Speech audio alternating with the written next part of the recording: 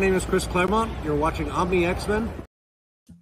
And we are back. It's another Tuesday. That means that the Omnibus has been cracked open. That means we are here looking at another one of Chris Claremont's iconic classic issues of Uncanny X-Men. We're on the 4th Omnibus, and that means that there's a link down below, and I've got my man Justin in the house. Got my book ready to go. Spine is stretched because there it is. You got to do that to the. You got to exercise your omnibus every day. I also found my copy. Nice little newsie. You got a newsie. I got my slabby. Ooh, a 9.6. Very nice. Yeah. Very nice. We'll talk a little bit about it, but I can't resist some of these books when I find them, in auctions, and I think I got this one in a charity auction. You find great deals, so I mean, there are some things where you find like 9/8 for like 20, like the same amount it would cost to submit it. So I'm like, I absolutely. I definitely paid the price of submission on that one for sure. Yeah. So, but great issue 184 tonight. Really exciting. Lots of new characters, lots of exciting twists and action going on here, which means we gotta have a great guest, and we got Candis. What is going on? Hello. Hi guys. Welcome back. You guys, welcome back. I feel like with the three of us are together I'm a lot. Happy to be back. I've been looking forward to this. We're usually just around with Legos. Usually when right? It's been a while. I've got all the links for Instagram and for YouTube for Candis. She does stuff with our girl Shy Comic Girl Hayley. She does Lego builds over on Justin's channel. So there's lots of great content with Candis out in the world you want to make sure you're a part of. And absolutely, obviously, she's an incredibly loyal friend to this show and is always in our chat, raising great comments. We appreciate you, Candis. Oh my gosh. Yeah. You just are a highlight every week. So we really appreciate it. It's always a highlight of my week. So definitely. And you've jumped in like halfway through. So it's like, it's just cool. And I feel like I'm just like, it more and more is just making sense now, and I feel like I'm like more submerged than like when I started that the Omni with you guys last season. So sure, I'm excited to go into it can be a scary, daunting universe to get into because it is so vast and I think continually expanding. Yeah, I think that's why I took so long to even like really like get into X-Men. It's just I was like, I don't know where to start. Or should I start the original? Should I start the new stuff? And then I was like, I think it'll help if I have like friends to read it with. Yeah, you got like a book club to hang out with. Exactly, time, right? exactly. Pretty much. Yeah. And now the best part about it is you'll always have the chance to go back to the beginning of Claremont's run and read some of those stories, Dark Phoenix or Days of Future Past that maybe you haven't read and be like, okay, now I see the bigger picture of where it all started for Claremont. Exactly. Yeah. Let's dive into the chat and say hello to some friends. We got, of course, my man Shop for Comics. What is going on, brother? I'm going to find John Doom here for you. Thanks so much. I got in the mail, and I'm really now mad at myself that I didn't put it next to me. He made a great homage to that Doom holding the Storm cover, that X-Men cover, using John Doom as Doom. It looks phenomenal. And then I had him make a print for me, a nice giant print of it. And it arrived this week. It looks amazing. I will have to share it in an unboxing or something here soon. Nice. And I already lost the chat. There we go. See, Bizzle, what is going on? Good to see you, sir. I hope you're gonna enjoy the night with us live, and I'm sure you're gonna get some good comedy. But there's always annoying people like JP here. Jason already shaming our cosplayer. Come on, JP. Player. We're all about right here, JP. Go Ravens. Justin is in full cosplay tonight. So JP's in his Kansas City outfit. I mean, usually. We got Side Quest Comics. What's going on? What's up, Eric? Good to see you, sir. Yeah, John Big Daddy Ross. He says, I just bought a giant size X-Men 1. I'm broke. Time to hear about the stories. Whoa. I mean, that's huge congrats to you. I know that was a big kickoff to your 2024. So absolutely. Congrats, First John. Experience a Storm. Amongst others. Right? Just priorities. Yeah. Exactly. We got Rob Boswell. Is this live or Memorex? I mean, the fact that you even know what Memorex is means you're in the right place. Hey, we got Pat Barbosa in the chat. Hello. I'm wondering if there's a relationship here. We got Mercy Collectibles. What is Mercy. going on? Good to Andres. see you. From Sweden. From Sweden. Oh my goodness. Gotta Wow. Can't I imagine guess how late early. that must be. I was gonna say, yeah, it's probably down to the 6 early. or 7 a.m. Yeah. JP says, and unlike Chet, Candis can actually spell the correct answers to the questions. I try. Fired. Shots fired, indeed. Thank you for catching us live. I appreciate it. I hope we're It not has to throwing be your sleep early. patterns off. Has to be early. We got the Jackson Roy Kirk himself. What is going on, man? What's up, Good to Roy see Kirk? you. I've been catching up on a ton of this gentleman's content. The Colossus Collector. Ryan, yeah. There's great stuff going over on Ryan's channel. You should check it out if you haven't. If you want more X-Men related stuff, and he is just a mega Colossus fan, so you know he's reading the best stuff. You just know it. Absolutely. So thanks everyone for coming. This is the Omni X-Men show. We're going to be diving into issue 184 here in a little bit. I remind you to stick around all the way to the end of the show, because at the end of the show we do some trivia questions. And the fun of it is correct answers obviously are rewarded. Funny answers, hugely rewarded. And what the reward is, you get on the list, and we do big raffle giveaways at the end of the season when we finish this omnibus. And you'll have a chance to win great prizes. I've had plenty of friends who had one raffle entry in our giveaway and won the big prize. So lots of opportunities. So I always think of the boy who had 7. Yeah, right. My Matt. Well, he didn't have 7 picks. His name. No. right. So yeah, stick around. Even if you haven't read issue 183, which the questions will be about when we were over on Justin's channel last time. You can still make some jokes in the chat, or just have some really funny guesses, or just type really fast and copy. Don't copy Chet, but copy paste. Yeah. Or run it through spell check before you send it. Either. We've been kicking off this season with some rapid fire questions, some hot seat questions for our guest. I throw some new ones together just for Candis tonight. Nice. Not only yes, no's, I've got a few which character where you just tell us the name of the mutant question. So I'm going to Set it up. Yes. I'm going to start off with one that would appeal to all of us. Which X-Men character do you think is most likely to build Legos? Oh, yeah, good question. Oh, that's a good question. Right? Because there's a personality. Oh, well, I feel like first of all, Kitty Pryde for sure, because she's into a lot of like the nerdier stuff, and I feel like she would definitely. Right? Yep. Definitely. Yeah. That's a great pick. Absolutely. Pick. All right. Arm wrestling time. Is Rogue stronger than Colossus? Ooh. No. No. He's got that steel arm. It's right? I don't think close. so. I wish, but I don't think so. Right. All right. Let's see here.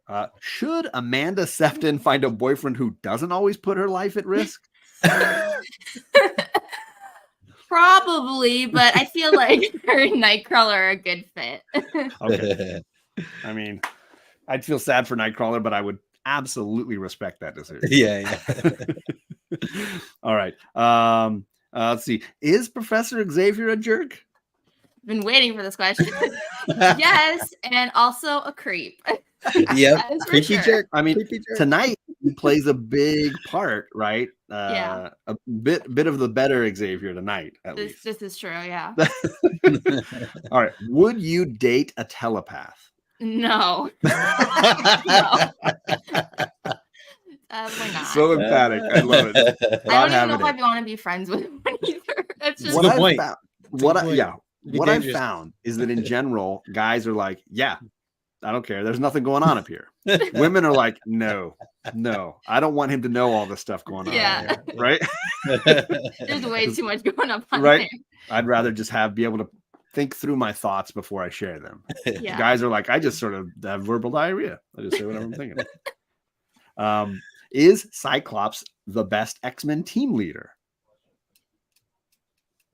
I don't think I've read anything with him as a team leader, so I can't really say. Okay. But I hope he's better than Scott. So I mean, Storm, Cyclops. I mean, it's hard. I know that it divides fans, right? This idea, because they both have incredible length of time as leaders. So a lot of people, debate these things. Yeah, I would be curious to read some issues like with him as Seymour because I haven't yet. Right. So I don't know. For sure. And then they split the team into blue and gold originally and gave one to Scott and one to Jean. Like they each, or sorry, one to Storm and one to Scott. So they each got a team. I didn't realize that's what it was because I know I have a couple like issues sprinkled in there, but I never actually like because I haven't read them yet. Like it's basically like right at the end of Claremont's run, they split the teams and they had a regular X-Men title and they had an Uncanny title. And Storm stayed on the Uncanny title with a lot of the awesome ladies like Jean and was over on that team and Bishop was over there. And then the blue team was Logan and Cyclops and Rogue and Gambit and Colossus, maybe something like that. I can't remember now. I'm questioning my own memory. It's been a long time since the 90s. It's been a long time. Yeah, all right, I think I got 3 more here. Let's see. Let's do. Are Scott and Jean the best mutant couple? No, you haven't read a lot of Scott and Jean. Let me do this another way. Yeah. Should Scott have married? Should Scott have married Madeline Pryor? It happened really fast. Probably not. No. But I guess there's someone for everyone. So I mean, yeah, he's got a type. He's got a very consistent. He definitely has a type. All right. If you were going to be a passenger on the Blackbird jet, which X-Men would you trust to pilot it for you? Ooh. Good question. Storm. Yeah, gotta go with her. I accept that. I don't think I trust anyone else but her. Yeah. And if anything goes wrong, she could just go fly out and fix the problem. Hold it, move it along, whatever. Right. She got it. Let's see. Last question then. Of your favorite, if you can think through some of your favorite mutants, are most of them women? Yes. Correct answer. Nice. I love it. 100%. Yes. Yeah. Well done, I mean, I just did my X-Men draft not too long ago, and it was like I almost went all women. I was so close, and then there were still some great people on the board, and I had to back off of my plan. Well, thank you, Candis. That was awesome. And again, Candis has got all these links down below, so you can go and follow her across all social media and YouTube channels where you can find her with Hayley or on her own. It's all down there. Nice. I missed some people like Kenneth Bird. What's going on, Kenneth? Hey, I saw Super Russ. What's going on, Super Russ? Good to see you, sir. He's got some big plans for when he hits 9,000 subscribers, and he's been growing very fast. So I'm excited to see what goes down there. Nice. Let's see, did I miss anybody else? Amanda's Banff doll is the best leader, better leader than Cyclops. Shots fired. Yes, that was in my last issue as well. It was actually the Banff doll, so perfect. Right? Oh yeah, yes, it was. She has to watch out for sandwiches. Yes, that's true. I mean, she's not made of metal, so she would knock out Storm if she goes flying around the cockpit. But I would definitely stick seatbelts. I'm just saying, stick with the seatbelts. All right, so let's dive into this issue 184. This was from August of 1984. Obviously, art by John Romita Jr. We're in that era, and usually we'll talk about the cover. But first, I just got to say, this cover. It is hot. Yes, Justin, I want to hear your thoughts because I don't want you to break my heart because I love this cover. No, I'm right there with you. This one is probably I mean, it might be the best cover that we've had so far, just in the volume 4, sure, if not top 3 easily. I feel like I've seen this cover everywhere, even before I got into reading X-Men, and was just always like curious, like what's going on? Who's this chick?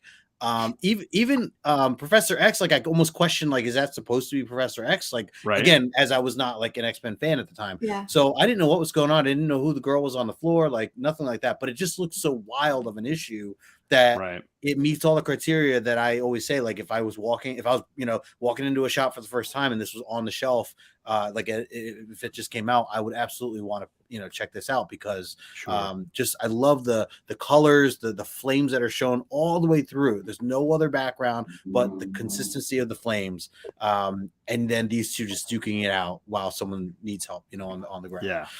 So I think it tells so much story just within it, and it builds up curiosity. and it matches the issue with, you know, the inside. So that's always the big plus, right? So totally. Yeah, love this cover. Now, Candis, as a young kid, when I was reading this book, I wasn't really familiar with Xavier because he didn't do a bunch during this era. And of course, we really didn't know these two characters in our run. So I looked at this cover and I was like, what? Who are these people? I mean, I still really dug it, but were you looking at this cover going, what?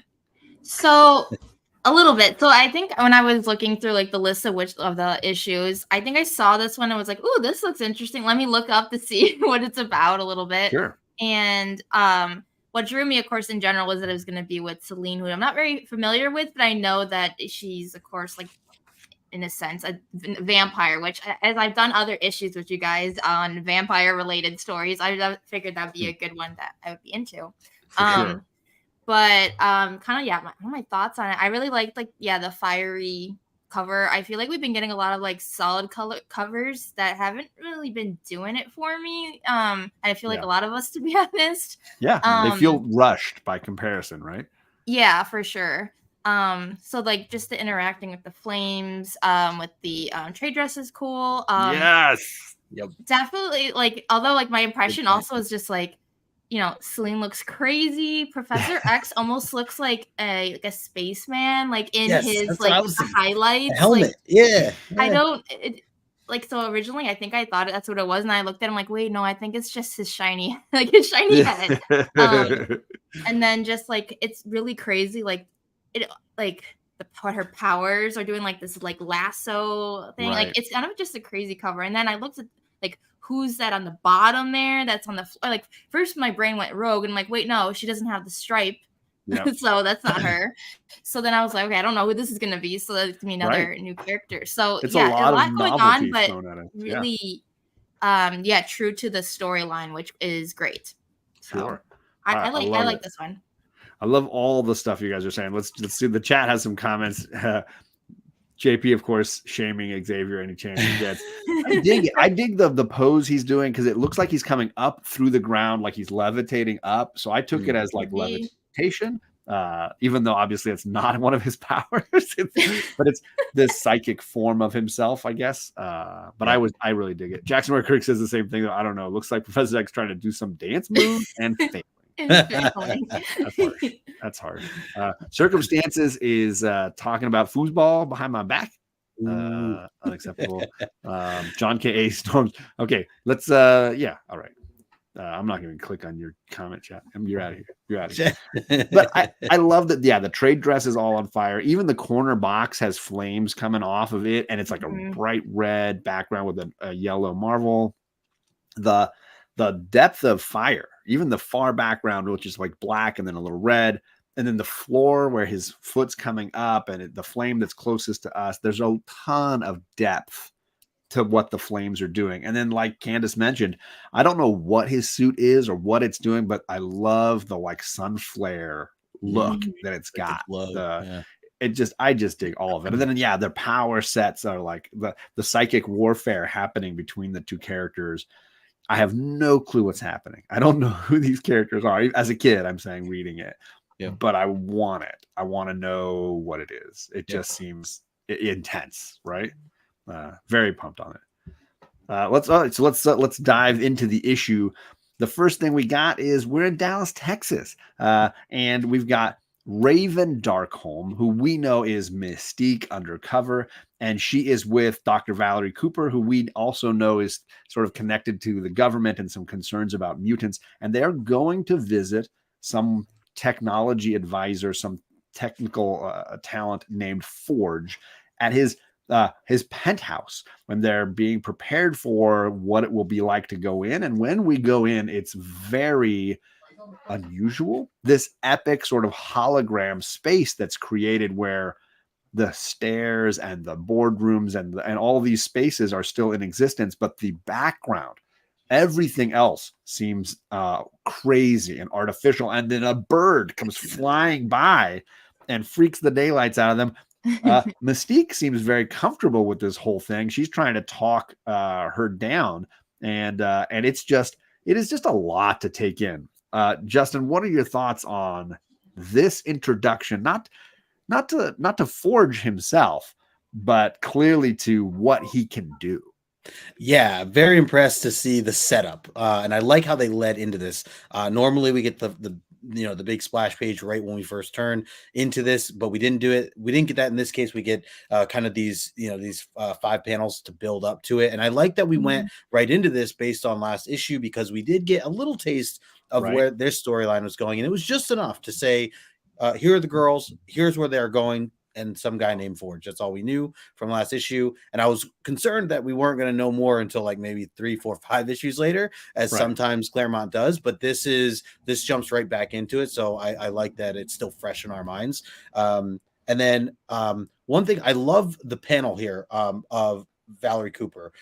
Love the draw, like just the artwork in this. And I point this out in the elevator there. And her shocked face. When the doors open. And I like how that leads right into the next thing. Because I read this digitally first, so I see her reaction. Even in the comic, it works because you see their faces and the reaction first. Oh, true. And then you flip the page, and it's like, whoa. That's true. Right? That's very true. It works just as well, I think, in comic form, because it's like seeing a movie where the characters' reactions are first, and you're like, oh god, what are they reacting to? Yeah, it could be death, could be whatever. But I like her. I like how she's drawn there, and I also wanted to point that out because there's definitely some hit or miss artwork in this, and I know we've been back and forth about a lot of that for JR throughout the last this whole season.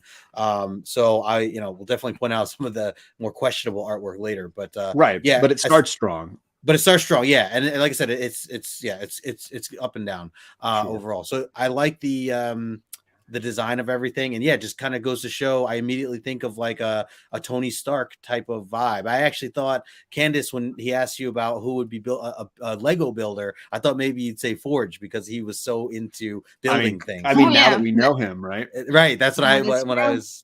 Yeah, so I thought but anyways, so it's really cool spread page usage there of everything. Yeah, absolutely.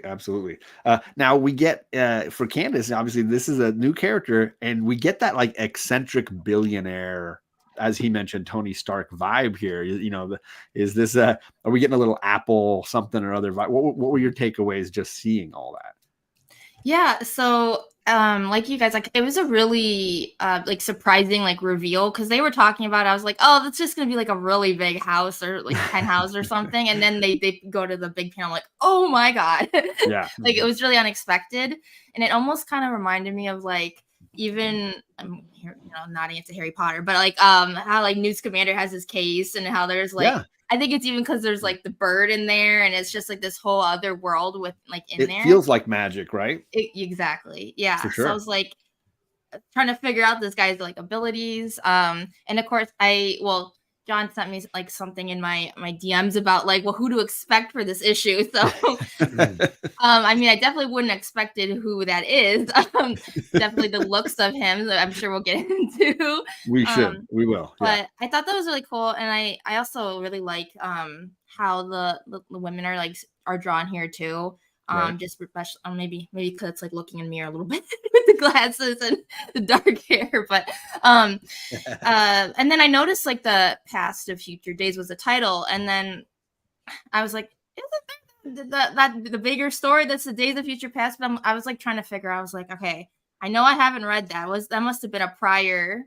It's 2 comics early in not early in Claremont, but 141 and 142. It's a 2-issue story, and it has to do with we meet Rachel there. Yeah, and in the future. I decided to look her up just because like I only literally the only reason I know about her is because of like the inside joke here with the Rachel dinners thing. I'm like, okay, but when was she actually like in the issue? So I looked that up, and I was like, and then I saw it was the Days of Future Past, and I was like, oh, this makes a lot of sense then. Sure. So, but that being said, I just something else I need to read clearly. And she's ultimately only appeared, I think, in 4 or 5 comics at this point. There's a New Mutants issue that they reference where she showed up to the I think I did see that. And obviously, there's those 2 issues of Days of Future Past. So it's really early in her time. Same with Celine, as we'll get into. Yeah. We got some friends in the chat. We got Heat Industries. What is going on? And you're definitely allowed to ask questions. You do you, brother. You do you. Much appreciated. Absolutely. We got Joel the Geek. He says fancy, future fancy floor pans and short shorts. That is what we're here for. Yes. That is what we signed up for. Did Candis admit to being Mystique? Maybe. Don't ruin it. The legend of Rachel Dinners. There you go. Who knew? Yeah, I do love this layout. It does give me, eccentric billionaire vibes, Ex Machina movie kind of vibes. And it's just trippy. It's just a good trippy kind of look. I really dig these pages. And yeah, as far as uneven artwork goes, we're starting strong with that cover and these pages for sure. Yep. Then we get inside and I had to blow it up. I had to blow it up as big as possible because there's not enough. I raised 2 daughters and I've seen outfits like this on them. There's not enough sass in the world for what we're working with here. So we come around the corner. There's a Native American running down the stairs and in mid argument, he runs right past our characters out the door. And the gentleman he's arguing with is rocking the shortest of shorts and the poppedest of popped collars. With an amazing hairdo, one black glove, a cane, a metal leg, and amazing striped gym socks that are pulled up with his sneakers. There's a lot to take in here. And Candis, as the only woman we on the panel here, I want to let you dive into this look first. How you feeling here? Yeah, words cannot describe. It was just like we think Kitty Pryde has like crazy outfits. Right. Like this is on like another level. Yes. Like very short shirts. I'm not sure about if the glove is related to like holding the bird or it's just for style channeling Michael Jackson. Like I don't know. Yes to all of it. I don't know. I don't know anything about like why he has a metal leg. And then, like, in honor of me returning, I thought it was hilarious that it was, the second appearance of the pimp cane. Hey, that's a great point. Because I was like, what is with these people in canes? Like, why? I mean, maybe it's because of his leg. I don't know. But so good. I was just like, there was just a lot to take in, and I have so many questions on just. I mean, as you should, but sometimes you have to let, and I learned this, early in life, you have to let some art just wash over you, right? You just let it happen. Just roll with it. Justin, you've seen Forge in the current Marvel. Yeah. Now you're coming in like, oh, Krakoa, this is first Forge. I know that character. You turn the page, you swipe to the next panel. Had you seen this image before? No, I have not. Yay! I was not. This was not the Forge that I was envisioning seeing when turning the page. I certainly felt confident knowing the more current stuff and I don't know because he's obviously been playing a pretty big part in Krakoa by merging technology with plant organic technology. He's been a big part of X-Force, doing stuff with that storyline. Yeah. His and a big part of going into the vault, he was helping with that technology. Yeah, that's right. Rescuing characters out of the vault. So were you just like, I'm Forged? Hello, ladies, drink it in. Yeah. So this is. I was totally picturing, and this voice you do very well, John, is the White Goodman voice from Dodgeball, and I just picture everything I read. He's like, "Good afternoon, ladies, and welcome to my house. Like, welcome to my gym." Yeah. Like how he just like talks. This is how I look all the time. Yeah. Nobody makes me bleed my own blood. This is you like my casual wear? Yeah. Oh my god. Yeah, so amazing. that was kind of the vibe. So I did get a laugh at this for sure. Good, as you should. I've seen this used as memes among. Sure. There's definitely a lot of meme value you can get from, and I failed to even mention the popped hip. Like he's got all the attitude and there's a sass. ton of sass. There's a ton of sass here. Yeah, absolutely. I do want to talk about like the I'm very interested in what that conversation was with him and the old guy coming down the stairs. I think his name is spelled Naze, but there's an accent, so I don't know if it's Naze. Yeah, I didn't know how to pronounce that. Yeah, I don't know that I remember. I was confused if he was real or not, because like they made it sound like he was a hologram, but then he wasn't, because he just disappeared, or he ran right into the elevator and went the elevator. Yeah. Oh. So I just the descriptions the argument that they were having before we get to these pages seemed to be very heavy, very important, and very much like the universe is at an end if you don't, I mean, he says, you alone possess the power to put matters right. It is your responsibility, your sacred duty. And he's talking about how life itself is unraveling, the fabric of life is unraveling. Like, it's very heavy conversation to be walking in on, and for him to just show up like this and be like, he's just thinks I'm still a kid or whatever, like just kind of waves it off. So I hope we get something. I'm assuming we will down the road. It's definitely going to be part of his ongoing narrative of like, how do you have this life as a Native American, this connection to the world, the real natural world, and yet also be this techno genius with mutant abilities relating to technology. Right, how do you balance those two sort of seemingly opposing forces, right? Yeah, definitely. Yeah, definitely. Some great comments going on here in the chat. I love anytime you can bring up tube socks is a win. Is a win. He's so hot right now. Yeah, Forge is so hot right now. He's hot. If you could have any superpower, what would it be and why? And favorite superhero? We may have time to get into that later, Heat. But yeah, always a good time. We got the Captain Sassy Pants. That's what we got. Perfect. There's some great point though. This was the era for the Jack Tripper, or you got your Magnum PI shorts. That's what I was thinking about. Yeah. This is 1984. This is the way it is. It looks really uncomfortable, but that was the way. Hey, fashion hurts, right? Fashion hurts, right? If you're not suffering for your art. Mary Jane Watson. Yeah, take it all in, Tiger. I love it. Tell Forge to turn around. Got to check out what he's packing. Where's the dump truck? Yes, the popped collar, right? Comics Limited. The popped collar speaks to me. I think it's just great. It's like a polo shirt.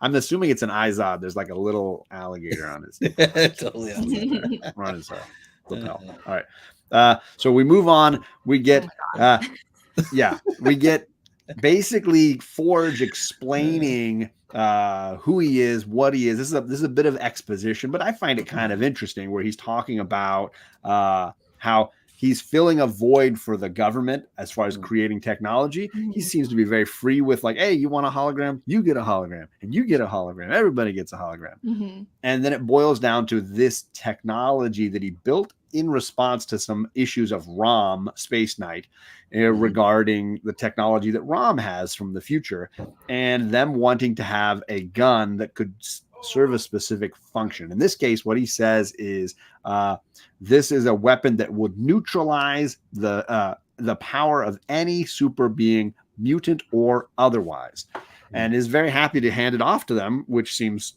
bold and trusting. And then, of course, they ask, excellent, has it been tested? And he's like, nope. He's pretty casual about that whole thing. And says, yeah, there's work to be done. I'd like to check it. It's just a prototype, but you go ahead and take it. I've also got this cool thing that scans the room and lets you know if there's any mutants about. And of course, Raven, Mystique, panics. Oh, crud. I'm going down. This is all going to get bad. But he's like, yeah, there's a mutant in this room. And then he's like, don't worry, it's me. And Raven's like, oh, whew, thank goodness. But Forge does recognize that she got flustered and panicked and starts to think, I wonder if there's something going on with her. And then he's like, okay, well, that's about it. You guys take your stuff and get out of my house. Justin, obviously, you can spend a little time talking about the Sinestro forehead and horrible hair that he's got going here. But is there anything you want from this? Do you want to discuss plot? you want to discuss character? Do you want to discuss art? What do you want to get into here? I want to mention the point that Jackson Roy Kirk makes in the chat there about Raven and her thoughts on how nervous she was. She immediately goes to like, I'm gonna have to kill them both. I'm just gonna have to kill them both. I need that gun. These guys are going down. Like, there's no other alternative. If this goes down the way it shouldn't, they're all dead. That's all. And then I'll move on. No, this was really interesting to hear. And he mentioned, he actually brought up Tony Stark, saying how since the time has been now where Tony Stark doesn't build weapons for the government anymore, he's been the one they've turned to. So it's interesting that that's how they, he's been utilized essentially. Right. And seeing this gun is like very scary to just know the potential power that it holds, right? And knowing about all future stuff that may come, and even just what this could mean for mutants altogether. And I find it interesting because he's a mutant, so it's like he's making this weapon that's gonna like take out his own people essentially. He's very casual about this. Very much. Yeah. And I mean, he seems casual about a lot of things. Well, he definitely he's a casual guy. He's just a casual guy. And I really thought that this was going to go in a different direction when he turned on that machine, and like that it was going to read that she too was someone. So it was clever. It was clever writing to like be like, oh, don't worry, it's just me. Like, okay, it is. So it works out. But to see Raven's kind of reaction and everything. Although he does, as you pointed out, still notice a little something going on with her. So I'm curious to see. And I can't remember specifically, and maybe the chat remembers where Tony Stark is at this specific time, what his plot line is. I know he's not Iron Man right now. Right, I know that Rhodey is in the Iron Man armor at this point in time. Okay. So, in Secret Wars, it was Rhodey that went, and it wasn't Tony Stark's Iron Man that went.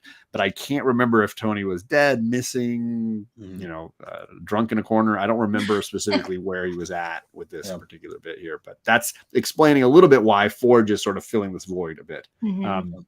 So Candis, as far as technology, he's got the Batcave beat. Yeah, look at that place. Yeah, I thought that was like that whole scene was just really interesting. I think it was for someone that always wants to know more about all these characters. I think that was just really helpful to understand like why he's doing what he's doing. Right. I was like originally kind of confused. Like, is he a mutant? Is he just really good with like technology? So now it's kind of interesting. Like I guess I'm trying to figure out though, like, so the holograms that he's doing, is it actually holograms or he's like doing it? I don't even know how he does it. Like, actually, it's that is a tech, and his mutant ability is technology, meaning like he's I think it's technopathy. He speaks.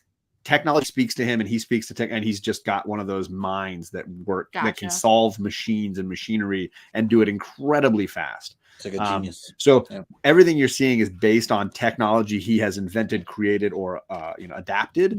But he doesn't have any like powers himself as far as like attack or mind manipulation or anything like that I can remember. I don't think that's ever changed. That makes sense. Yeah. But they haven't gone into it yet. Obviously, that's down the road a bit when they get into it.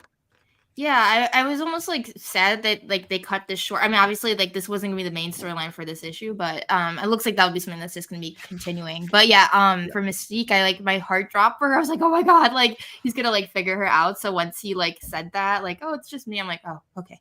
I'm like, I can stop hyperventilating for her. It's like, all good. But it's funny because she's a villain who we've seen do horrible things, but we're also like on the edge of our seat because like, what's gonna happen to her, right? Yeah, you don't want to get caught. Exactly. You're like, yeah, you want it to work out for her almost. So, which is funny, how that's come around.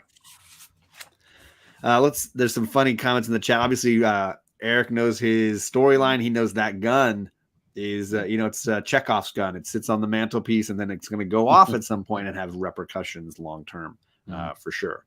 And that's the scary part about it. I think we recognize as readers that's not a casual object. That clearly it's going to have some impact on our stories.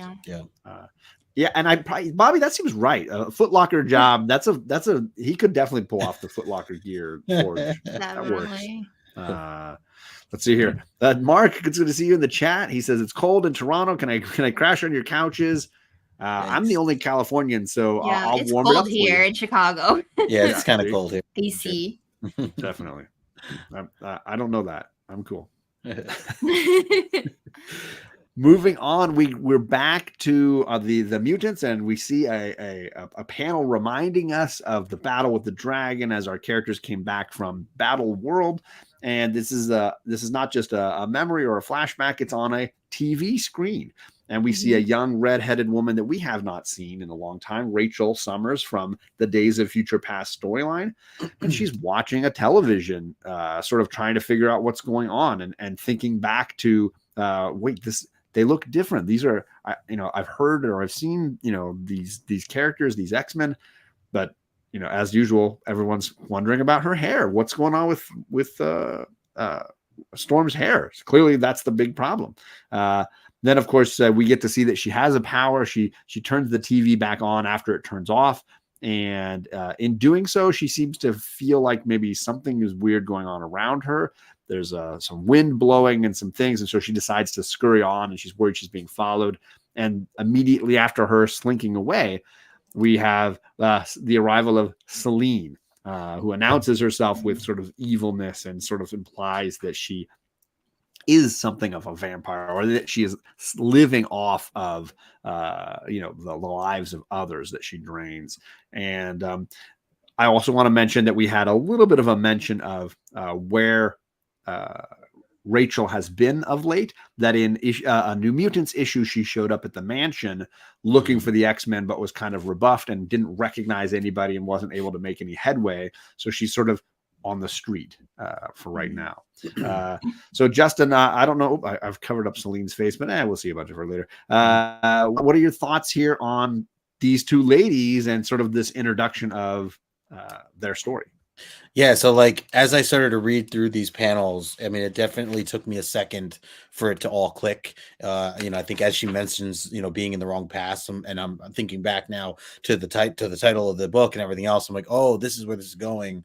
This is awesome. Like, I'm very excited to like just have some reference to Days of Future Past and see Rachel here. Clearly has gone through some stuff. She's already comparing her life compared to what she is now or where she is currently, questioning, the X-Men, like who's that girl, not recognizing Storm, and all that. I know they play into that a little more later.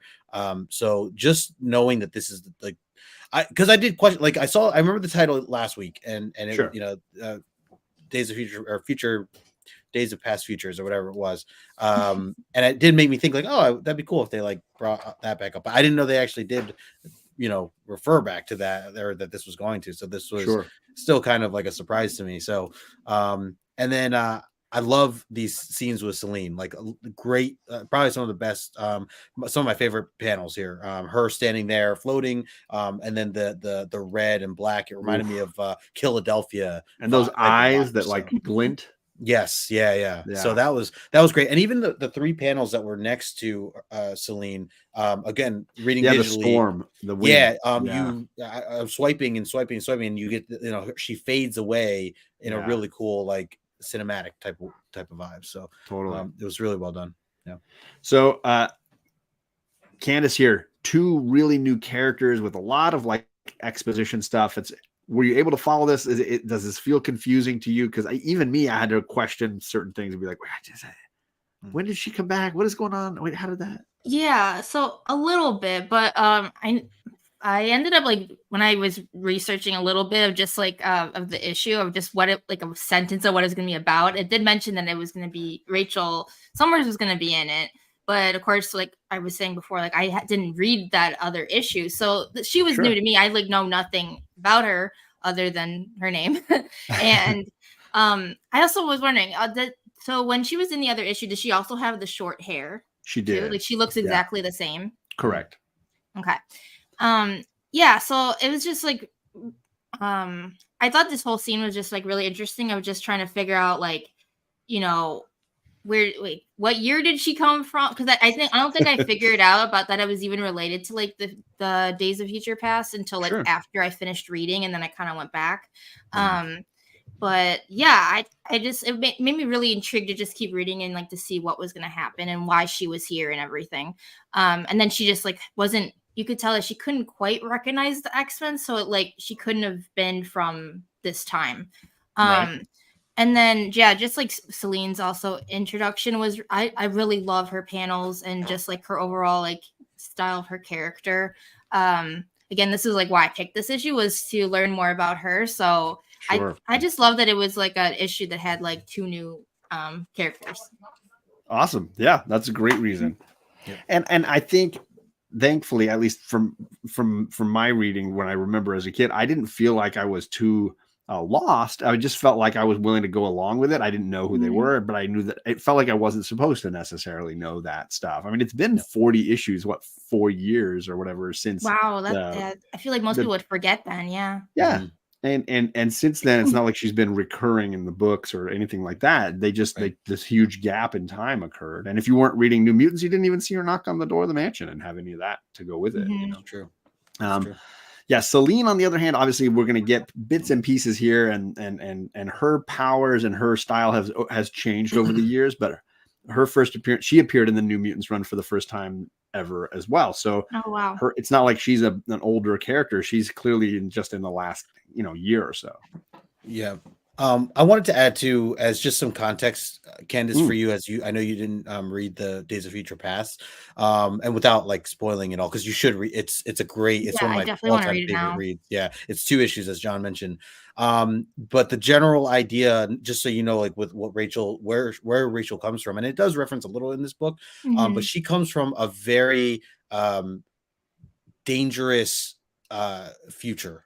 Where she comes from, mutants are being slaughtered, and either they're being slaughtered by humans or they're in these camps that they are controlled in, and they're like slaves. It is the worst of the worst. And Days of Future Past kind of revolves around you start in that future world, and they send somebody back to kind of try to help fix the future, like by going to the past to like have them save a certain moment in time type of vibe. And I won't go into all the details. It's you'll, as you read it, you'll see. But so just know that Rachel's coming from a place that's she doesn't live in luxury. She doesn't come with money. She's very much been on the run, trying to survive this dystopian, war-torn future, where mutants are not accepted, and they are not only that, but they're slaughtered, and it's just a massacre of it's very sad. It's a really bad place. So that, just so you know, that's kind of Rachel's mentality. She's not used to a lot of this. So when we get to the bubble bath stuff, like all that stuff, that to her picture, like someone like that, she's gone through some. Yeah, she's in a war mentally, or physically in her other life. So but anyways, I just wanted to kind of talk a little bit to that. No, I love it. I mean, honestly, that's helpful. The point. Yeah. So, I think when you're having this many new characters coming in, there's a ton of story that needs to happen, because all 3 of these ladies really haven't spent much time or never have been in an Uncanny X-Men issue. So if you were simply reading this title, you would have only had 2 issues with Rachel before this, none with Selene, none with Forge. It was all new for them. Yeah. And then also one thing was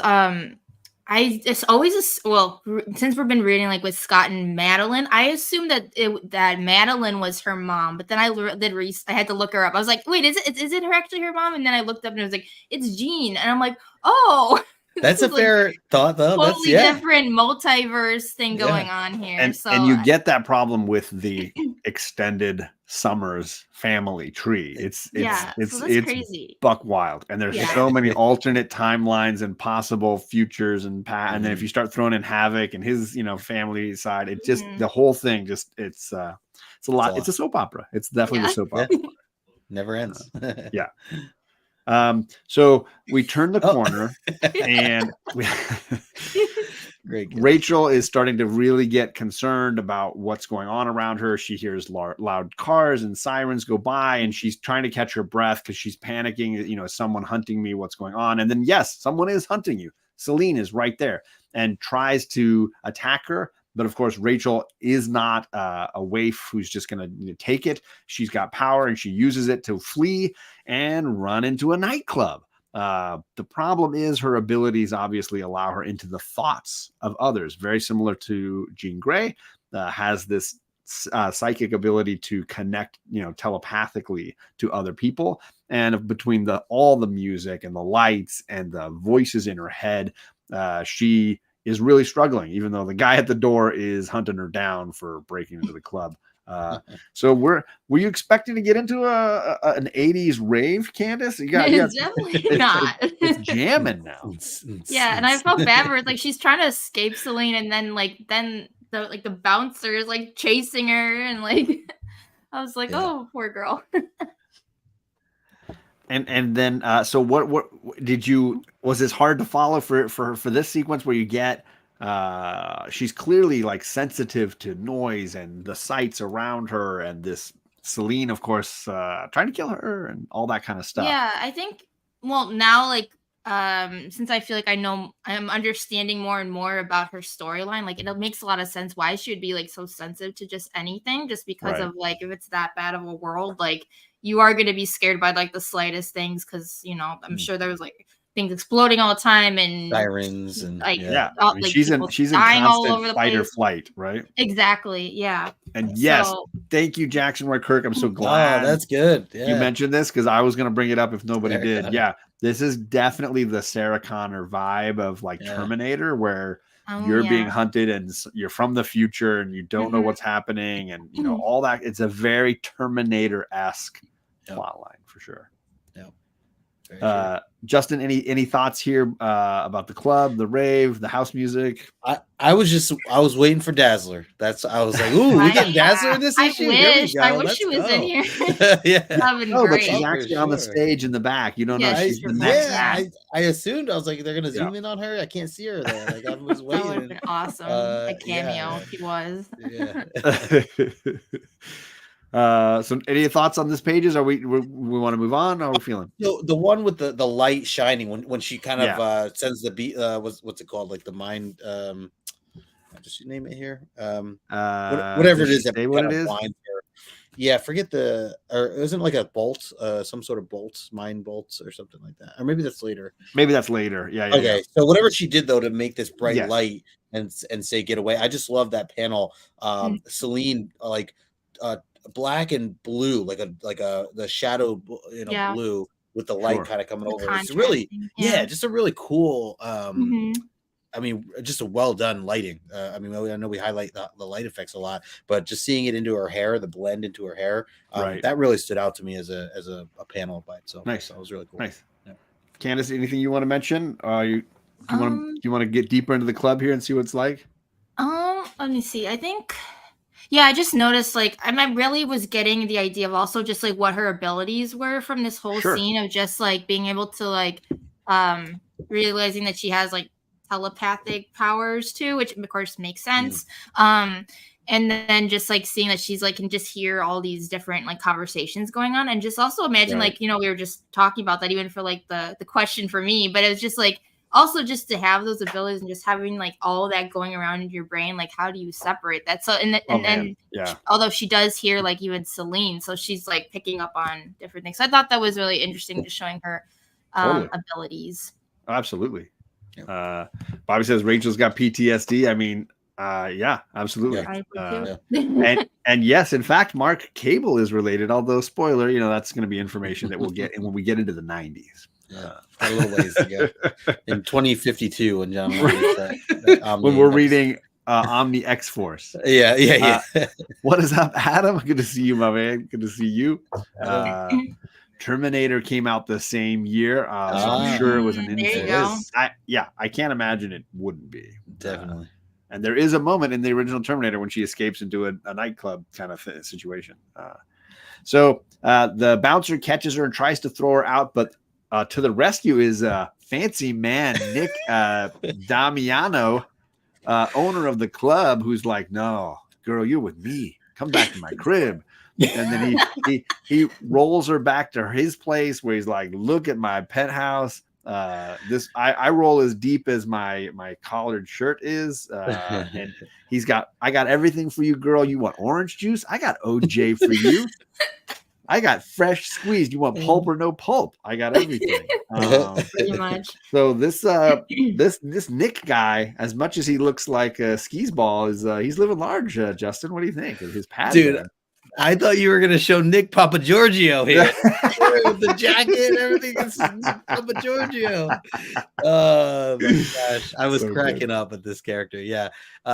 Definitely was not expecting him to be like, why don't you come back to that? Like, but I felt like it was genuine. I don't think he was necessarily like trying to be a sleaze or anything like that. He was genuine. It just seemed very aggressive, like the way. Yeah, he seems incredibly nice. He's incredibly giving and kind. Yeah. There's no, I mean, who knows what he was going to do later? Right. Yeah, we don't know what he put in the orange juice. We don't know any of this stuff. It was it seemed very aggressive, but he seemed nice though. He seemed genuine. I like that. Well, one. So this guy, what's the other guy's name? Is it Bobby? No, what's the Jerry? No, Jerry. Okay. Yeah. Man, like, so I wonder if there's gonna be more with Jerry because he had talked about. He mentioned something like, "I'm gonna call your dad." Like he's like, so I'm like. Part of me is like, I don't know. I feel like it's done, but at the same time, like, is Jerry going to come back here? Is this Nick Papagiorgio's dad going to come save the day somehow in the next episode, next issue? I don't know. But Mr. Damiano's coming. Either way. And then the other thing was, it was interesting to hear her say like real orange juice. Oh, Nick, haven't had this in years. Like, so that was kind of like, as I was mentioning before, Candis, like just so you have perspective of like, it's not that she just hasn't decided to have orange juice in a while, but it's like she's because she lives in it's a rarity. Yeah, it's such a rarity, special. Yeah. So that really stood out to me. And sure. So yeah, no, I like these panels here. Candis, I'm going to go forward one more, but you can whatever you want to talk about. We get orange juice, we get, like we've mentioned several times, bubble baths, and we get shriveled Damiano because Celine's not giving up so easily yet. What are your thoughts here on Nick and his man cave?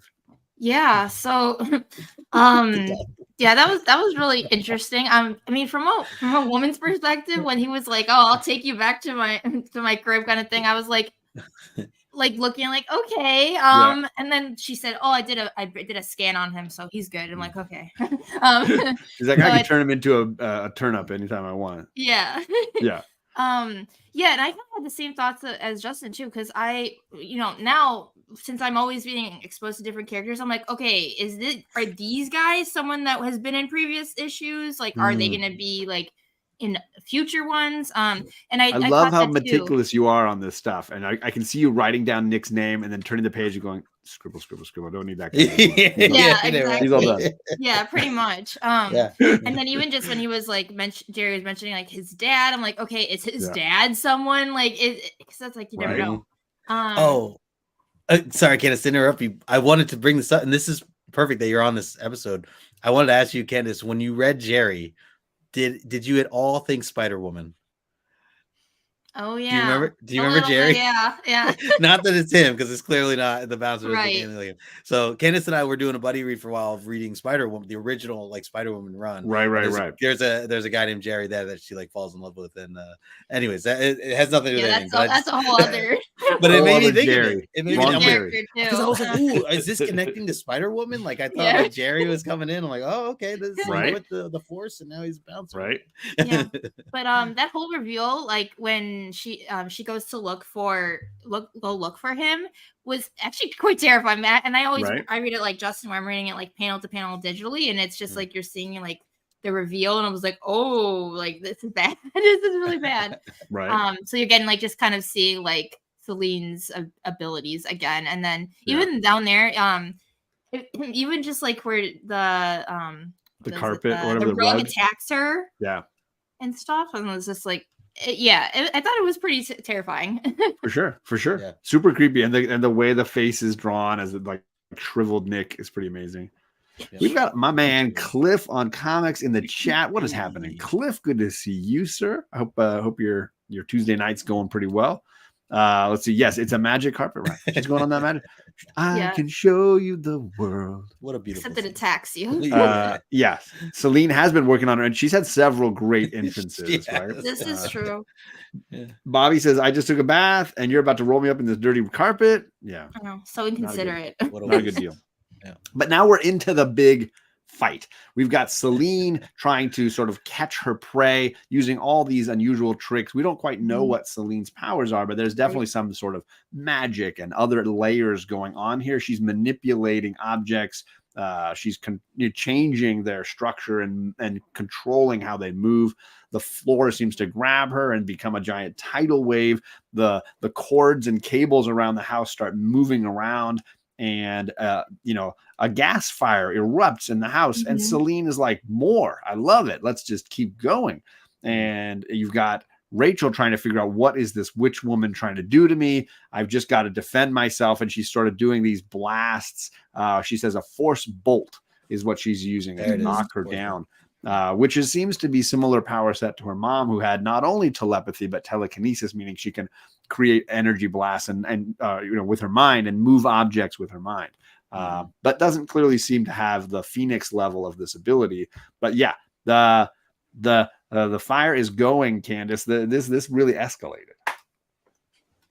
Yeah. What are your thoughts on this? On the way these two seemingly powerful women are battling? Yeah. Like I keep saying, it's just like it was interesting to then like see both of their abilities and seeing how like Rachel, she throws chairs at her and then she turns it to dust, and it was like almost like she just keeps trying things, and then Selene just like one-ups her. So and then enough to like, now we understand, we're about to get into why the cover is why it is, and just like with the explosion and everything. And it's quite terrifying when you're seeing a character that's like, yes, like she's like just loving it and saying like, it's making it even like worse for the situation. But even when she gets knocked down, hurt, the house is catching fire, she's just like, more. Exactly. Yeah. Right. So yeah, I thought it was just a really good scene, and just again, like I feel like they're really, really showcasing just their abilities, and also Rachel's like what she's not capable of too. So yes, yeah, absolutely. I think honestly, Selena is like looking at as like one of like the like scarier villains that we've been coming across, in my opinion. Sure. Yeah. Yep. Justin, the thoughts on the wild sort of psychedelic battle we're having here? Yeah, I mean, well, first of all, we had talked about I think Disney had definitely had some influence, because I even look at that one yellow panel where there's candles flying by, and it just reminded me of Beauty and the Beast and the anyways. I'm like, man, you're saying the Beauty and the Beast artists were inspired by reading X-Men comics. Yes, yeah, that's it. Yeah. So it's really cool to get a feel for Selene's powers, as Candis was mentioning, like just because again, I'm very new to her still. I mean, I've read some of the more recent stuff with the Hickman stuff, but even that, she's been showing up a lot here at the end of the X-Men Krakoa era. Yeah, and so like definitely villain-esque and more evil compared to anyone else. Now it's interesting because she wants to, her goal with her in what she had described in this issue is that she wants to take her under her wing essentially and make her part of like her team or whatever, even though she's been like eating other people. Right. So she's trying to make her come to the dark side essentially. But and then the other thing was I was wondering where the flames came from. So that this all connected everything to the cover now, where I'm like, okay, as we get into the explosion and everything else, like seeing as it mentions, gas and electric lines being ruptured from all the powers being used and everything else, that makes sense. And the last thing I was going to say was I like that Rachel clarifies that in her own mind that, that rest that she had, because it was a couple hours, I think, that went by. So her being in that hot tub and everything else actually helped her regain some of her abilities. And I thought that was, it was huge. Obviously, everyone needs a little hot tubbing time. And but I like that it kind of clarified, like noted that somewhere that like, she didn't just get these out of nowhere. She then is this the inspiration for Hot Tub Time Machine? She's traveling into the past. Right. What's going on? Perhaps. So then let's keep it going here. You get the psychic battle happening. Rachel is suffering. Everything is on fire, and Rachel calls out for help. Her only hope is to try to use her telepathy to find Xavier and gain his abilities to help.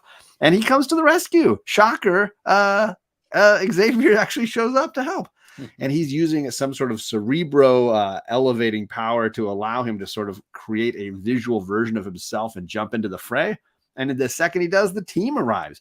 Rogue is there, towing Nightcrawler. Colossus is there, and he's knocking down walls, and they're rushing in trying to find the bad guy and what's going on. They're clearly not as adept a team. They're not as fluid, team members. Colossus almost falls through a hole in the floor, and Rogue just barely catches him and flies him over it. Yay, Justin, the cavalry arrives. Yeah, this is the on your left moment. Yes, and absolutely coming through. This was really great. I feel like we haven't we're still new to seeing Rogue be part of the team and really like work together as a team now that she's joined the X-Men. So I like that we get this here, just as a whole from, you know, the series as she's joined the team. So I thought that was great. I like that it's not necessarily all the core members. I mean, you're missing Wolverine, right? Cyclops not there. Like, it's just so you get like just some of the. It's just a mixture of the team, which is, you know, throughout X-Men history, it's always kind of changing or evolving, or you know, some people are busy doing other things, and it's realistic. It makes sense. You know, it would bother me if like the same 5 people showed up every single time, or you know, something like that. So I like that they kind of stick to mixing things up here. And then where are we at? Okay, yeah. So I'll leave it there. But yeah, this was exciting just to see the team. Yeah. So Candis, we just went from like, wow, this was a cool battle between these 2 ladies to holy cow, like the world is on fire and psychic powers everywhere, and there's a ton of people showing up. What were your thoughts on these pages? Yeah, I shouldn't have been surprised that like the team was gonna come help her, but it was just like it definitely was a relief, since like she just was trying everything and just nothing was working. And obviously like, those panels on the left, like. Yeah, like she looks like she's almost killing her. It's just like I can see like the terror and pain in her face, and it's not good. But so then that one panel at the bottom though is kind of funny, just like seeing like Professor X like coming through the flames and just like a whole I don't know, it's just like floating up through the floor. But yeah, it was kind of I agree with you guys, as it was like interesting to see like different X-Men fight. It wasn't like, you know, off the bat, it wasn't like Storm or Scott or even Wolverine, like, so it was kind of cool to see those 3 work together. I also noticed that they called out Colossus having a new costume. Is it just that because he burned through the other one, or is it or am I missing that it's a new style? It's a new everything. I think it is a new costume with I need to look at the differences, because I'm not, for some reason I believe it is, sir. I believe it is. I mean, you would know Colossus Collector probably better than me. Yeah. I love the panel right next to Candis there, the one where it's like in silhouette, Rachel screaming, help me, and the flames all around her, and she's all in like dark, you can't really see, but there's this light around her head. Of course, this crazy, creepy Selene with the eyes that are now gone. They're just like white, and the like maniacal face that she's got going. And any of the flames, across the board on these panels, I dig the fire and the way it's used. Foreground, middle ground, background. It's just awesome. I dig it. Well, I'll continue along here a little bit further, because we got more firefighting going on. Everybody's trying to match wits with Selene. Nightcrawler seems to have a chance to catch her, but of course she starts manipulating his costume to sort of like suffocate him. Rogue is like, nobody hurts me, I hurt everybody. So she blasts through and feels like she's going to have the upper hand, but then Selene grabs her around the neck, and shocker, it doesn't hurt her. Instead, she is harming Rogue, and Rogue is very scared of that. And then there comes floating Xavier again, flying up in between her with a sort of a psychic assault and a scream to her. And then Selene sort of realizing that it's possible that taking on, you know, several X-Men all at once may not be the best choice, and flees through the flames. And meanwhile, Colossus has to pick up the scraps. He grabs Rachel and Nightcrawler, and Rogue breaks a hole in the wall so that they can all jump out. And then Storm, who's been on the outside this entire time, has got a storm weather front coming in to put rain down on that fire as quick as she can to try to put it out for everybody. This whole thing kind of orchestrated, Candis, by Xavier, who's kind of like pulling team leader duty by communicating psychically between them all. What did you think of him as like battle commander almost?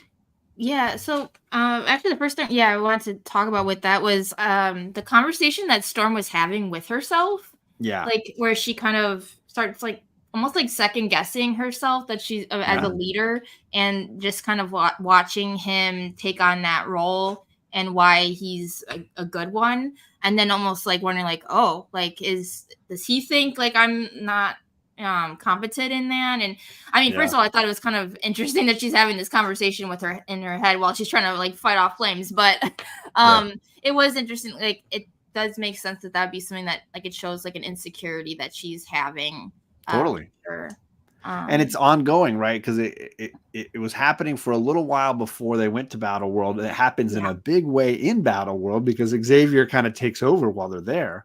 And now it's kind of plagued these last few issues since they've been back, where she's having all these doubts and question marks and kind of having to stand up for herself a little bit. Yeah, and then just the whole part of it was really surprising seeing that like Rogue actually like it was the reverse effect with her, and that it actually like usually her power is always like feels like always the most dangerous of how she could just so it was crazy that even like that's how you could tell how strong like Celine's powers are, which I've been saying, like that's why I feel like she's just more dangerous than a lot of like other villains that we've been seeing, because just like I mean, she recognized that as a team that they're she has to be worried, but like individually, like, she's just like fighting everybody off. Sure.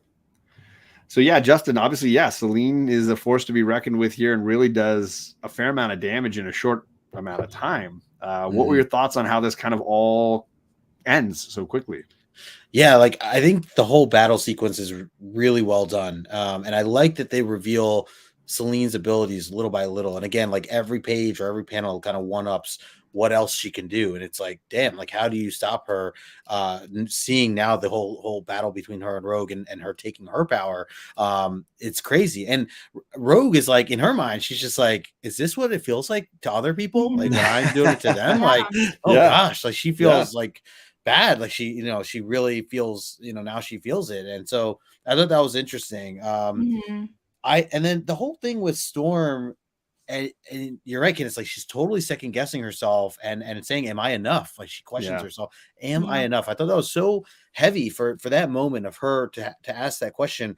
I will say, with the way the battle went down and knowing Professor X's abilities in general, it makes sense. Like he's good at leading in that regard. Like I think that he's a good leader. I think he's a good in combat leader when it comes to, because the communication lines just stay wide open with him, so, and I guess Jean could do this too if Jean were here, but just having that ability to communicate without actually having to say a word is so powerful in teamwork. I mean, think about even just for sports or anything else, like it's just like a very relevant thing. So knowing that, like obviously Storm can't do that portion, it was cool to see how that all worked out. Like everybody did their part, and he was able to assemble everything in a way that was like it worked. I mean, ultimately, the only thing they didn't say was the build. For people who haven't read the original X-Men run, the earliest issues, there were elements of that. Him feeling like I need to lead this group until they're ready to stand on their own feet.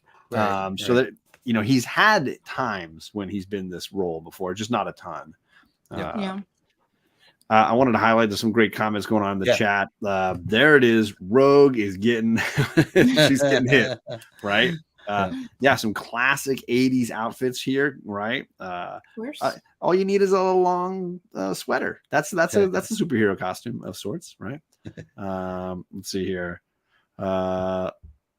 First time we've seen Rogue not knocking someone out from physical contact, right? Yeah, that's true.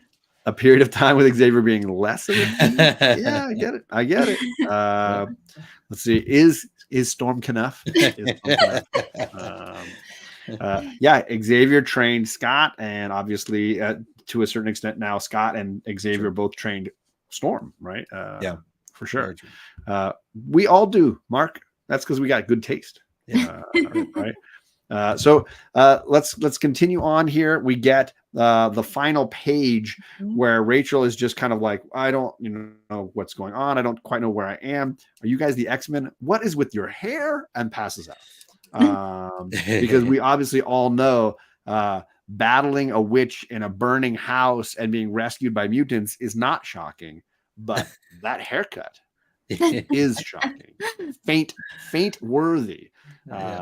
Candis, what were your thoughts here on this quote reunion, I guess you could say? Now they're all together, and yet again, people always complaining about this bold haircut. Yeah. It did. It was kind of just interesting, like her going through the differences between everyone, because I think at this point I still didn't really like look deeper into it, like kind of figure out, okay, like what time, like thinking like it was a different time or a different multiverse and kind of trying to understand that. So I kind of like feel equally as confused as she does. Sure. But yeah, it's funny that they always do jab at poor Storm's hair, who obviously really rocks the mohawk. So, yeah, I'm really intrigued to see like what the next issue is, especially like of course I originally didn't, because I didn't know how those Days of Future Past connected with this one. I was like wondering if like they already knew her, which I can tell they don't, because they're not even from the same like multi or universe. So it'll be kind of interesting to see like if she tells them and like what happens with that, and if she's able to get back to her other time. Like, well, actually, it said in the last let me see, what is this? It says that like because she's in the wrong time that the world is doomed. So I was like, what does that mean? Yeah. Very dramatic end for sure. Really good cliffhanger. Yeah, right. Justin, any thoughts here on how this reaction from Rachel goes down? Yeah, I loved where she had said like, "Oh, I did this psychic key that you taught me," and Professor X is like, "When did I? We never met." Like, he's questioning everything. So I just love that it again just ties all into Days of Future Past, that she's from this other time, and it's showing here. And yeah, she's so frazzled, like she's just rattling off all the different like, you can walk, like I think that's how I would be too with all this stuff, and the hair and everything else, like very much just in awe of everything. So and then of course I'm fainting, but yeah, the way it ends, the world is doomed, knowing what she's come from with that street light shining down on him. Oh yeah. That is a cool it just it scares me to think like, what does this mean, and when is it going to be right in the next issue, or are we going to wait a while to know the outcome of the other world, or the of her, where she came from? Does she go back? Is she already back? Is this it? Like, does it end like this? Like, I hope not. Like I don't. There's so many things that I'm just so curious about, and I want to get into, or I want to. So tune in next week on No Good Comics YouTube channel, because we'll be reading the next issue, and you'll find out. Public enemy. And I threw in the last few mail issues they've had, like letters being answered by X-Men characters. And I will say, if you notice, fans at home watching on your phone trying to squint and read this printing, really what I wanted to highlight was the sheer magnitude of letters that were like paragraphs like long of people complaining that they hated X-Men now. Yeah. And letting them know that they're not going to read X-Men anymore, that X-Men is dead to them. There's a lot of comments, sometimes centered around Scott and Madeline, sometimes centered around the message of the book, feeling like it was different than it was when Claremont started. I was just, if you guys, I didn't know, Candis, you said you read some of them. Yeah, what were you thinking? Yeah, because I usually don't like just skim like that section, but I wanted to kind of see like what it was about, especially because like, well, since it was like with Scott and Madeline, and then I was reading like that one of the stories in our letters, and I was surprised that they were like going off about it, and they were like, so this will be the last issue that I'm reading, and then like Marvel's like replying to them like, like that it's like that's a mistake, or whatever they responded with. I don't know. I only wish that there was a way we could prove it to you. To prove it to you. Like it was like just a little line. What? Like it really. And they didn't really have too many rebuttals. Like it was just the two, I think. Yeah, it was just the two times when they said something about the letters. Yeah, it's interesting. And especially like that was the time, of course, there wasn't social media, so it's like not like there's people going on like talking with each other, like how much they dislike it or anything, how people do nowadays, like with certain storylines or whatever. But sure. So that was interesting. It must have made it so much fun, like at this time, like you said, without social media, to read these, and you're not around anyone else. You're just reading these comments, and you just have your own reaction, like whether you agreed or you didn't. Maybe you agreed, and you're like, yeah, that's right, Brian from Kansas. Like I agree with you. Like or they're like, I'm gonna find this kid and I'm gonna beat him up because. Can you imagine though? This still blows my mind that they would include your street address. I know. You could read it and be like, Elizabeth Jones on 116 Bonner Street. I'm coming to your house now. I'm coming to you in Hartford, Connecticut. You better be ready. Yep. Like hard pass. Hard pass on that. Times have changed. Yeah, for sure. Yeah. Cliff says Storm is definitely enough. All right. Yes. Absolutely. Jean can do better. She's not creepy D-bag. All right. Mutant camp cut. All right. That's what she got the mutant camp cut. I get it. Let's see here. They're outside the penthouse. Nobody's out there. No fire trucks racing to the scene, right? Nothing. Well, Storm put the fire out, right? She put the fire out. Storm got a lot of hate mail when she went punk. Obviously, not only did she get hate mail, mutants walking right up to her face and being like, "What did you do to your hair? Why did you move your hair?" It cost her friendships, that haircut. So let's wrap it up here. Justin, final thoughts, grades. We talked. We didn't hit too many bad art page. I think we can maybe skipped over some of your least favorite panels. But no, that's all right though. I kind of got. What are your thoughts here? Some of the other conversations. I ended up loving this issue. I thought that this was a lot of fun. It connected so many things that, again, I can appreciate as someone who had read back at 141, 142, kind of, bringing back Rachel Summers, almost at dinners. The fight sequences that we had at the end, the team coming in at the end, like all that was exciting. And yet at the same time, it still had really great stories to tell. We got to meet Forge and kind of the weirdness of everything that he brings along to the table and his style of fashion. But I don't know, the whole issue as a whole, I just really, really enjoyed how it was all put together and, getting more of Celine. We still don't know where this goes. This issue certainly makes me want to read more. And see where everything else goes from here. So, sure. And I mean, I think a lot of the artwork was pretty spot on. I think there was like one or two panels that really, like, to me, just stood out as like a sore thumb. But everything else I think was really well done. So I can't really complain about that.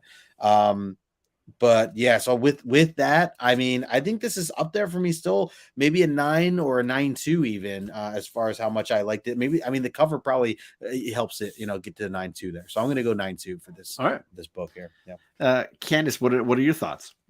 Yeah. So I also really enjoyed this issue.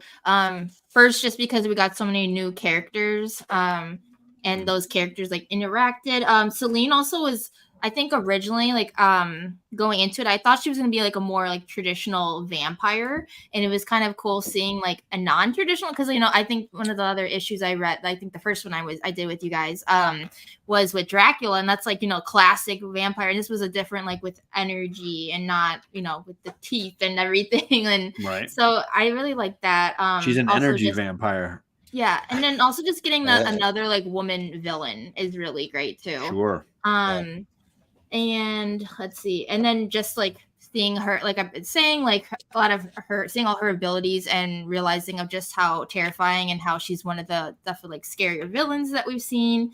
And then also just because she escaped, like, is she gonna come back in another, like, an issue like soon? I mean, when we had the Dracula issues, it was, I think they were in with the same omnibus, so they had like 2 of them. So I was like, is she gonna come back? But right. I do want to read like more modern stories from her as well. Sure. Mm-hmm. And then I love that it connected to a past issue, which of course now I really, really have to read one, so like I just understand everything, and also just like I always really like a lot of those like futuristic time travel, related storylines. For sure. So I think that's also why I enjoyed this so much.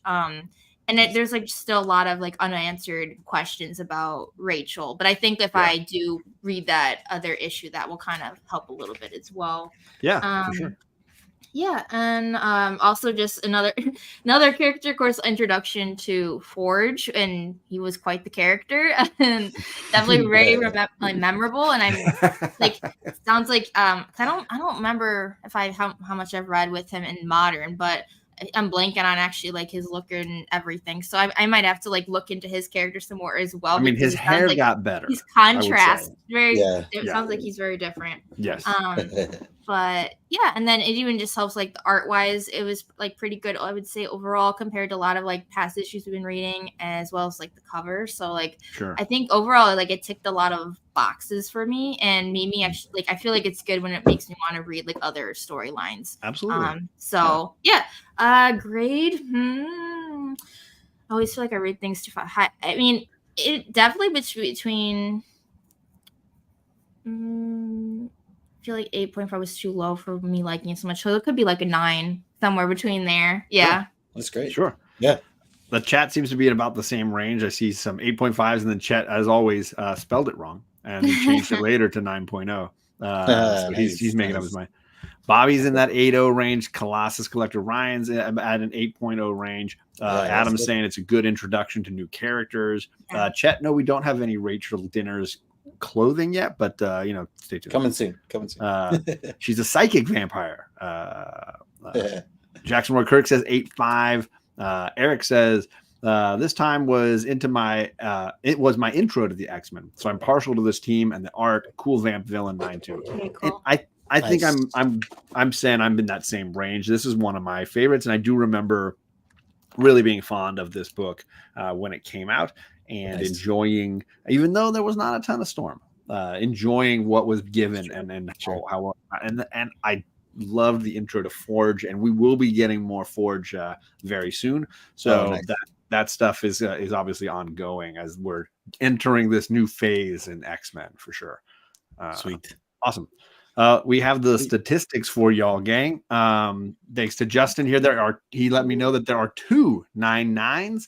The last time sold was in 2019 for well over $1,000. Wow. So I'm sure that those books have gone up since then. Fair market value for a 9.8 is 150, 9.6, 65. It just drops off pretty steeply at that point. Like we said, first appearance of Forge. Celine's first appearance was in New Mutants number 9. So again, it hasn't been that long. They just said issue 18 was when she knocked on the door. Sort of, less than a year since we first saw Celine's character appear. Yeah. Rachel first appeared, like we said, in Days of Future Past. And then New Mutants 18 was, Rachel first appearing on the timeline. So there you go. Anybody have any thoughts on the pricing or any of that kind of stuff? No, I think. Oh, go ahead, yes. I was just gonna say, this is one I'm definitely gonna want to have like a raw copy of for sure, because since I really enjoyed it. It is always crazy though, seeing like the 9.8 being like 150, and then it's skyrocketing to like over $1,000. Yeah. So that's crazy. I mean, you look at like 10 times the value when you go up one grade, or inversely half or less. In this case, less than half the value going down a grade. You know, it's pretty steep either direction. Mark saying it's 8 out of 10 Wolverines. There you go. There you go. He's got 2 Raws and a newsstand, so he's got all of them. Yes, the cover's great. I'm gonna let this go on record. Chet's saying he loves John Romita Jr. Yes, art. There it is. There is the proof written down. Now we got it. I think, John, you buying the 9.6 is a good move. I think that is a good number for that kind of. I don't know what you paid for, but like to get it, even if you get it for 65 or something around that ballpark. Yeah, I mean, we were talking about how like the price of slabbing in some cases is what you're getting the book for. If you can find it. Yeah. So I think I would do something like that, because I think this is a book I'd probably want. I'd probably do both. Get the raw and then also get one slab, because I do like the cover. I mean, the cover stands out that much. Definitely. Beautiful. So yeah, absolutely. So everybody, thanks for sticking to the end, because we are now entering the trivia portion of our show. Huge thanks to Candis for joining us tonight and dropping all that great knowledge with us. And then now you guys need to make Candis happy. We're going to ask you trivia questions. We're going to give 2 raffle entries, one for each of the first 2 correct answers. But then Candis is going to award one of you each time with her favorite response that you give. So making Candis laugh, entertaining Candis in one way or another is going to be how you get on the raffle entry ticket with list here at the end. The questions are based on last episode, the show we did over on Justin's channel, reading issue 183. And if you watched tonight's show and want to answer a trivia question about tonight, then you better subscribe to this guy, because his links down below will be over there for issue 185 next week. And you get to answer questions on this show. I'm going to start off first, Justin, because my question is going to be answered by some of yours. So I'm going to go first. My question is, Last issue was a really romance heavy issue. We were really looking at deeper feelings with some of our characters. Colossus goes through a breakup. What does Logan do to help him deal with the breakup? What does Logan do with Colossus? So definitely some, Logan, sensitive, caring, helpful, kind. He's there for him. He's there for his compadre. Very much so. And yeah, first two people in the chat look like they got it. I'm not gonna say that he gets him in a bar fight. Funny, I'm gonna say that he takes him to a bar. So Ryan, you're out. And then I got second. I've got Adam makes stuff up. Was the second one, right? So we went Colossus and Adam. Yeah. Okay. Yeah. So Colossus's name is also Ryan. So the Ryan that's out is Magic Lasso Ryan. Yeah, this is also a Ryan, and I'm not counting. Yeah. But we also have some comedy answers here. And first we've got him saying Magic Lasso says takes him to a Diana Ross concert. That's what you do. You make him feel better. Can't go wrong there, right? Lumberjack Logan drink time. That's a good way to say it. Let him get his ass kicked. I mean, fair. Lets him get his ass kicked by Juggy. Sorry. It's not rigged. Get at it. Right. Let's see here. Makes him a sandwich. That's There what it you is. do. You make him feel better. Took him to Disneyland. There you go. Makes anybody feel better, right? Magic Kingdom, everybody feels better. That's a good way to play to your judge. Just like Justin did, they get him the Lilandra hairdo. Yeah. give him that look. It's a good look. I'm growing into look. It's this look. Yeah, right there it That's is. the look. There it is. That's so good. There you go. Let's see here. We already got the look, another sandwich joke. Sandwiches are coming in. He actually took Nightcrawler out, and Colossus was the third wheel. Also fair. Hockey game. Candis, did you like any of those? Any of those? There's a lot of good ones. I'm looking through. That's all right. Bought him a one-way ticket to Russia. Forces him to guest star in a Power Pack comic. Ouch. Buys him a jar of turtle wax. Okay, yeah, a lot of these are really good, but I actually thought it was funny. He actually took Nightcrawler out, and the Colossus was the third wheel. There you go, Big O. Paul, what is going on? Nice. That is your third ticket, sir. You're racking them up, man. Let's go to Justin with the next question. Okay, my first question is, what did Juggernaut drop on top of Colossus during their battle, during their epic battle scene? What was it that Colossus dropped that Juggernaut dropped on Colossus? Knowledge. I mean, that's dropping knowledge. I agree, Eric. That needs to be a shirt. The sandwich needs to be a shirt. I mean, I'm ready to make just a shirt with this on it. Yeah, I think I would actually absolutely wear that shirt. Absolutely wear that shirt. So good. Let's see. He drops the CN Tower, just right on him. Ouch. He drops a yellow pair of pants on him. I mean, it's not wrong. It's not wrong. Hey, we had the yellow jacket tonight with the Nick Papa Giorgio guy. Oh yeah. Honestly, we're in a fashion era. Yeah. He dropped a dope rhyme on him. He's dropping bars right on him. Nice, right? He drops Rob's fat stacks of comics on him. Hey, poor that's Rob. a good one too. Right. Ooh, dropping a beat that even Disco Dazzler couldn't resist. Whoa. Yep. What is up, Tony Fix in the chat? What's going on, Tony? Hey. He dropped the husk of Rom's Space Knight on him, marking the end of the Rom era. Wow. Oop, dropped the mic on him. There you go. Mic drop. So far, I've only got one correct answer in the chat, I think. No, I got a couple. Was there two? I saw this one. Oh, that's way up here. Colossus. Sorry. Colossus and Chet. Yeah. Okay. Got them both. Colossus. Wait, let me just check Chet's spelling. Okay, yeah. Sometimes you eat the bar, and sometimes the bar eats you. I'm surprised he didn't write like bear or something, Yeah, or, right. or brie or something. I don't know. Candis, you got any that you particularly enjoyed? I think a pair of yellow pants, just because that was so centered. We couldn't we were so focused on that part. It was vital, right? And yeah. Adam with another point, sir. You are racking them up as well. That's your 12th point, Adam. Well done, my man. Okay. Let's see. My second question is, what photo is hanging in Kitty Pryde's bedroom wall? What image? Who is on Kitty Pryde's bedroom wall? Very exciting. You know, every teenager has their stuff they're into. There's two technically correct answers I will accept for this. I was gonna. I'm fine with the character or the performer. You know, either one of those will work. It's a Dazzler poster. Oh, it's David Cassidy. It's her dragon, or it's Dazzler. It could have been any of those. It's Wolverine on a couch looking at a picture of Jean. It's Credit Mercury. I don't even know what that is. It's Rick Springfield. I mean, that's the right era. David Cassidy and Rick Springfield are the right era. Now, here's the deal. I'm definitely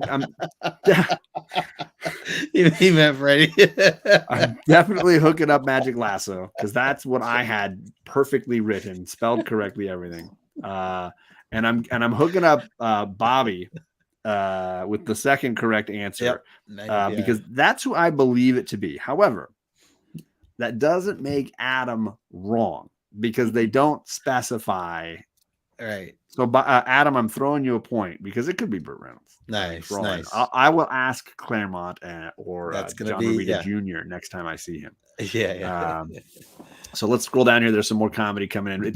It's Freddie Mercury, not Credit Mercury. I think you gotta fix up there, buddy. Classics chat. It's way too early for NKOTB, although I like it. Keep it up. Yeah.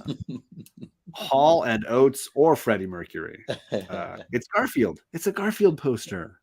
Sure. Diana Ross eating a sandwich, always acceptable. Her broken heart is what's on the wall. All right, Candis, what do you like? You can't pick Credit Mercury. I'm not going to stand for that. Where's JP right now? He'd be shouting. He's already ran away from this. He's like, I'm not dealing with that guy. Mercury. I think, let's see. Diana Ross eating a sandwich. There it is. Nice. Bobby. What is up, Bobby? Make sure I got, where did I put? Oh, there it is. Bobby with his 10th. Bobby with number 10. Rudy, what is going on, Rudy? Good to see you. Answer is always the Hoff. It's always the Hoff. That's a fair bet. Ooh, yeah, cat poster. All right, Justin, last question of the night. All right, last one is, what did Juggernaut give to Wolverine after beating up Colossus? So after that epic battle, he gave something to Wolverine. What was it that he gave him? Yeah, after Wolverine spent the whole fight just watching. Yeah, him and Nightcrawler just sitting back, casually leaning against the bar. Yeah. Oh Jesus. That's what he gave Wolverine. That's what he gave Wolverine. Valentine's Day. I mean, that's gave him Valentine's Day. Rudy, I appreciate you, brother. Much appreciated, man. I got two correct answers. Is money? Is Ryan's money okay? Yep. Yeah. That's correct. And then, of course, the spelled correctly this time, wad of cash. All right. Yep. From Jedi Knight himself. Yep. Credit Mercury. An epic fist bump. Just boom. That would be something he would do. That would be epic. Ooh, poutine. There we go. He's gonna cook up something. All right. Nice. There's no way. Juggernaut never has good advice. There's not. It's not possible. This is a comic book. It's a good funny answer, Bobby. It's a good funny answer. $20 and a bunch of ones wrapped around it. Nice. Yeah, classic. A stern talking to. Listen, a piece of my mind. Yeah. A hug. Oh, how nice. How nice. Let's see. Air kisses. All right, Candis, any of those you like? A pair of yellow pants. You're just gonna keep going with that. Polaroids of Jean and Scott Madeline on their honeymoon. Oh no. He's coming. The comic. It took him a long time to type that. Make it rain the Polaroids. Who took the picture? It was Juggernaut all along. That's what you didn't know. Yeah, Juggy was taking the photo. It's his side gig. I think Magic Leslie. He might. I think he got it with that one. There you go. Polaroids. Ryan gets his point. Nice job, thank Ryan. you everybody for sticking around to the end and hanging with us and answering questions. And like I said, if you want to find out what happens next, Public Enemy Rogue is happening over on that guy's channel next week. Huge thank you, Candis. This is always a pleasure. Yes. You're just awesome. So thank you. Thank you for taking the time. Yeah, totally. I'm always down to come back. So anytime. You better every year. You better guarantee you're gonna get the call. Yep. Yes. Yep. And in the meantime, we'll build some Lego at some point. We got to get another stream going. Yeah, I got a set that's burning a hole in my pocket here, and I'm just ready to build again. So definitely, if you guys don't know, lots of Lego builds happen with the three of us over on Justin's channel. So being subscribed, having that notification bell hit, you might wake up one Saturday morning to Legos and a lot of loud noises. Yes, ASMR, bags Lego. and falling pieces. Yeah, for sure. But until then, we will be back next Tuesday over on Justin's channel to read the next issue. So thanks, gang, and we'll see you then. Bye. Later. Bye.